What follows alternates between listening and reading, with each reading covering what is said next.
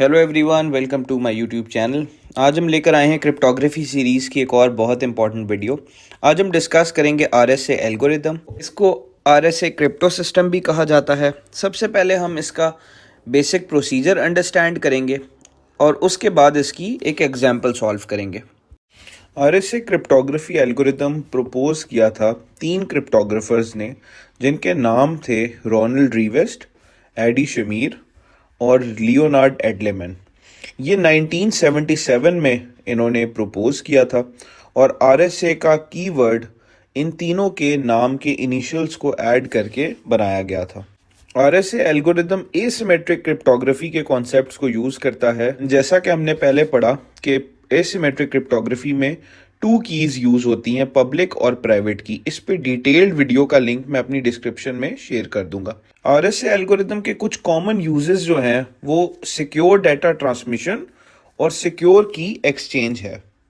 अब हम इसके प्रोसीजर को देखते हैं। इसके प्रोसीजर को हम 2 पार्ट्स में डिवाइड कर सकते हैं। पहला पार्ट है की जनरेशन का और दूसरा पार्ट है इंक्रिप्शन डिक्रिप्शन का। की जनरेशन का पहला स्टेप ये है कि हमने कोई से 2 लार्ज प्राइम नंबर्स p और q को सिलेक्ट करना है। ये सिलेक्ट करने के बाद इन दोनों को मल्टीप्लाई करके n कैलकुलेट कर लेना है। n कैलकुलेट करने के बाद हम phi ऑफ n कैलकुलेट करेंगे। phi ऑफ n जो है वो phi फंक्शन, जिसको यूलर्स टोशंट फंक्शन भी कहते हैं, इस पे हमारी डिटेल्ड वीडियो अवेलेबल है, जिसका लिंक मैं डिस्क्रिप्शन में शेयर कर दूंगा। टोशंट फंक्शन में हमने पढ़ा था कि प्राइम नंबर का टोशंट फंक्शन सिंपल प्राइम नंबर -1 से कैलकुलेट हो जाता है। तो इस केस में दोनों प्राइम नंबर्स को p-1 और q-1 को जब हम आपस में मल्टीप्लाई करेंगे तो हमारा totient function phi of n calculate हो जाएगा। इसके बाद हम पब्लिक की e को कैलकुलेट करेंगे।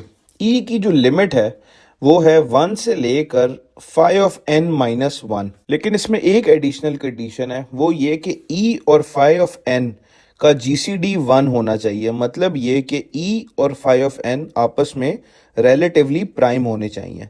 ये हम इजीली चेक कर सकते हैं किसी भी 2 नंबर्स के वो आपस में रिलेटिवली प्राइम है या नहीं, यूक्लिडियन एल्गोरिदम को यूज करके। इस पर भी डिटेल्ड वीडियो हमारी अवेलेबल है, जिसका लिंक मैंने डिस्क्रिप्शन में शेयर कर दिया है। इसके बाद लास्ट स्टेप में हम e को यूज करते हुए d कैलकुलेट करेंगे और वो इस तरह के d इंटू ई कॉन्ग्रुएंट है 1 mod phi ऑफ n के। की जनरेशन के प्रोसेस में हमने जो जो चीजें फाइंड आउट की वो है n, phi of n, e और d। अब इन चारों में से n और e जो है वो आपकी पब्लिक की बनती है और d जो है वो आपकी प्राइवेट की बनती है। ये सारा कुछ कैलकुलेट करने के बाद यूजर पब्लिक की दूसरे यूजर के साथ शेयर कर लेगा और दूसरा यूजर उस पब्लिक की को यूटिलाइज करते हुए मैसेज को इनक्रिप्ट कर लेगा। अब नेक्स्ट है इनक्रिप्शन और डिक्रिप्शन फेज। मैसेज को इनक्रिप्ट करने के लिए यूजर x की power e mod n calculate करेगा। हमने की जनरेशन वाले फेज में देखा था कि सारा कुछ जनरेट करने के बाद यूजर ने n और e जो पब्लिक कीज थी वो दूसरे यूजर के साथ शेयर कर दी थी। तो इन दोनों को यूटिलाइज करते हुए यूजर मैसेज को इनक्रिप्ट करेगा और इनक्रिप्टेड मैसेज दूसरे यूजर के साथ शेयर कर देगा। जब दूसरे यूजर के पास इनक्रिप्टेड मैसेज पहुंचेगा तो वो अपनी पर्सनल प्राइवेट की d, जो उसने e को यूज करते हुए कैलकुलेट की थी, y की पावर d mod n को यूज करते हुए उस मैसेज को डिक्रिप्ट करके ओरिजिनल मैसेज x को एक्सट्रैक्ट कर लेगा। इस तरह से आरएसए एल्गोरिदम को यूज करते हुए 2 यूजर्स आपस में सिक्योरली कम्युनिकेट कर सकते हैं। अब हम देखते हैं कि आरएसए एल्गोरिदम से रिलेटेड एग्जाम्स में किस टाइप के क्वेश्चंस आ सकते हैं। इस एग्जाम्पल में हमें p और q की वैल्यू 3 और 11 दी हुई है और मैसेज x 4 दिया हुआ है, जिसको हमने इनक्रिप्ट करना है। सबसे पहले स्टेप में हम n कैलकुलेट करेंगे जो p इंटू क्यू है, जिसका आंसर 33 आएगा। उसके बाद phi ऑफ n हम कैलकुलेट करेंगे जो कि यूलर्स टोशंट फंक्शन, जिसको phi फंक्शन भी कहते हैं, वो है।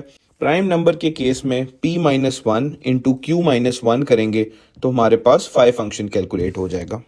उसके बाद हमने e कैलकुलेट करना है। e की लिमिट हमें पता है कि 1 से लेके phi ऑफ n-1 तक कोई भी नंबर हो सकता है जो phi ऑफ n के साथ रिलेटिवली प्राइम हो।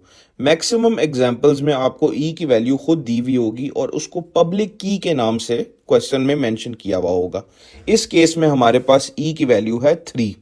और हम देख सकते हैं कि 3 और 20 आपस में रिलेटिवली प्राइम है। मतलब अगर हम यूक्लिडियन एल्गोरिथम को यूज करते हुए इनका जीसीडी कैलकुलेट करें तो वो हमारे पास 1 आएगा।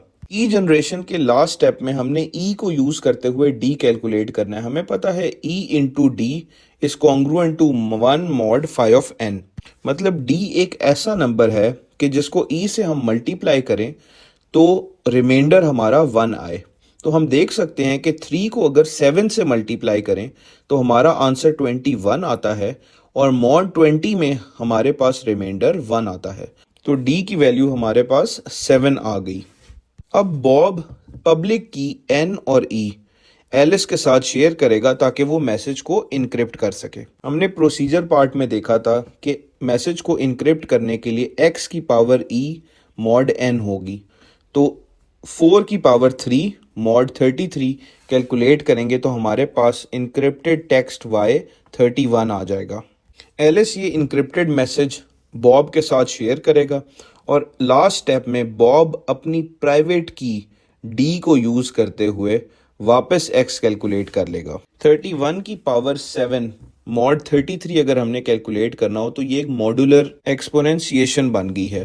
हमने देखा अपनी प्रीवियस वीडियोस में कि मॉड्यूलर एक्सपोनेंशिएशन को सॉल्व करने के लिए हमने format theorem, Euler theorem, square and multiply method, binary method, ये सारे मेथड पढ़े हैं जिनके लिंक मैं डिस्क्रिप्शन में शेयर कर लूँगा। इनमें से कोई भी मेथड यूज़ करते हुए हम अगर इसको सॉल्व करेंगे तो हमारा फाइनल आंसर 4 आएगा जो हमारा ओरिजिनल मैसेज था। तो ये था आरएसए क्रिप्टोग्राफी एल्गोरिथम का कॉन्सेप्ट। अपनी फीडबैक हमारे साथ ज़रूर शेयर करिएगा। कोई भी डाउट होता है तो कमेंट सेक्शन में ज़रूर बताएं। That's all for today. Thank you.